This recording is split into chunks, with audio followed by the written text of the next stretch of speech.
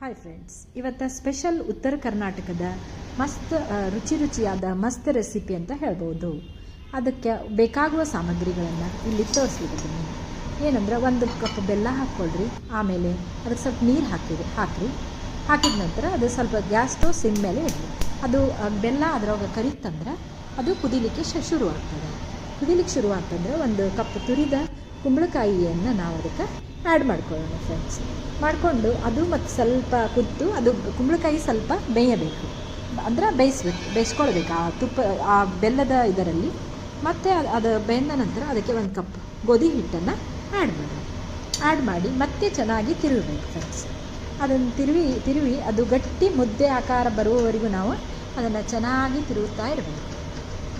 ತಿರುವಿ ಸ್ವಲ್ಪ ಎಷ್ಟು ಹಿಡಿಯುತ್ತದೆ ಅಷ್ಟು ಗೋಧಿ ಹಿಟ್ಟು ಹಾಕುತ್ತಾ ತಿರುಗುತ್ತಾ ಇರಬೇಕು. ಎರಡೂ ಸೈಮಲ್ಟೇನಿಯಸ್ ಆಗಿ ಹಾಕ್ತಿರ್ಬೇಕು ಫ್ರೆಂಡ್ಸ್. ಈ ರೀತಿ ಅದನ್ನು ಮುದ್ದೆ ಆಕಾರದಲ್ಲಿ ಮಾಡಿಕೊಂಡು ಸ್ವಲ್ಪ ಗ್ಯಾಸ್ ಸ್ಟವ್ ಸಿಮ್ನಲ್ಲಿ ಇಡೋಣ, ಯಾಕಂದರೆ ಅದು ಮತ್ತೆ ಬೇಯಬೇಕು. ಅದು ಸ್ವಲ್ಪ ಸಿಮ್ನಲ್ಲಿ ಇಟ್ಕೊಂಡು ನಾವೇನು ಮಾಡೋಣ, ಒಂದು ತಟ್ಟಿ ತೊಗೊಳ್ಳೋಣ ಫ್ರೆಂಡ್ಸ್.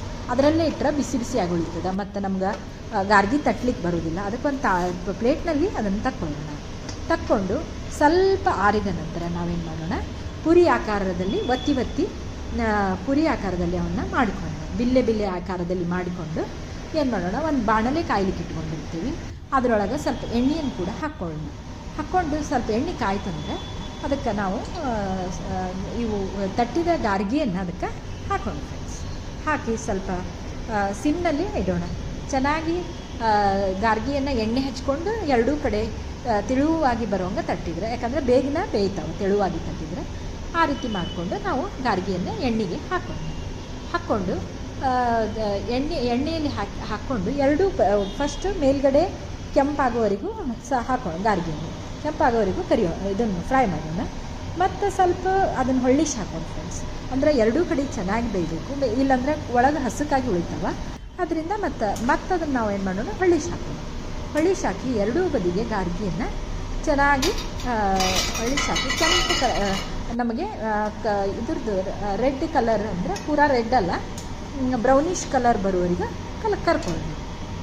ಕರ್ಕೊಂಡು ಬ್ರೌನಿಷ್ ಕಲರ್ ಬಂದ ಕೂಡಲೇ ನಾವೇನು ಮಾಡೋಣ, ಒಂದು ಸ್ಟೇನರ್ದಿಂದ ಆಯಿಲೆಲ್ಲ ಸ್ಟೇನ್ ಆಗಬೇಕು. ಅದರಿಂದ ಅದನ್ನು ಏನು ಮಾಡೋಣ, ಒಂದು ತಟ್ಟಿಗೆ ತಕ್ಕೊಂಡು ನಾವು ಯಾರಿಗೆ ಬೇಕು ಅವ್ರ ಮನೆ ಮಂದಿಗೆಲ್ಲ ಬಿಸಿಯಾಗಿ ಇದನ್ನು ಗಾರ್ಗಿಯನ್ನು ಸರ್ವ್ ಮಾಡೋಣ ಫ್ರೆಂಡ್ಸ್. ಆಮೇಲೆ share my channel, comment my channel, like my channel, subscribe my channel friends. ನೀವು ಮನೆಯಲ್ಲಿ ಈ ರೀತಿಯಾಗಿ ಗಾರ್ಗಿ ಮಾಡಿಕೊಳ್ಳ್ರಿ.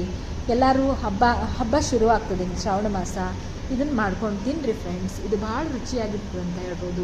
ಇದಕ್ಕೆ ಎಳ್ಳು ಮತ್ತು ನಾನು ಏನೂ ಗಸಗಸಿಯನ್ನು ಹಚ್ಬೋದು, ನಾನು ಹಚ್ಚಿಲ್ಲ, ಸಿಂಪಲ್ಲಾಗಿ ಮಾಡೇನು ಫ್ರೆಂಡ್ಸ್. ನೀವು ಬೇಕಂದರೆ ಅದನ್ನು ಕೂಡ ಟ್ರೈ ಮಾಡಿಕೊಂಡು ಮನೆಯಲ್ಲಿ ಮಾಡಿ ನೋಡ್ಬೋದು. ಈ ರೀತಿಯಾಗಿ ಗಾರ್ಗಿಯನ್ನು ಮಾಡೋದು ತೋರಿಸೇನು ಫ್ರೆಂಡ್ಸ್.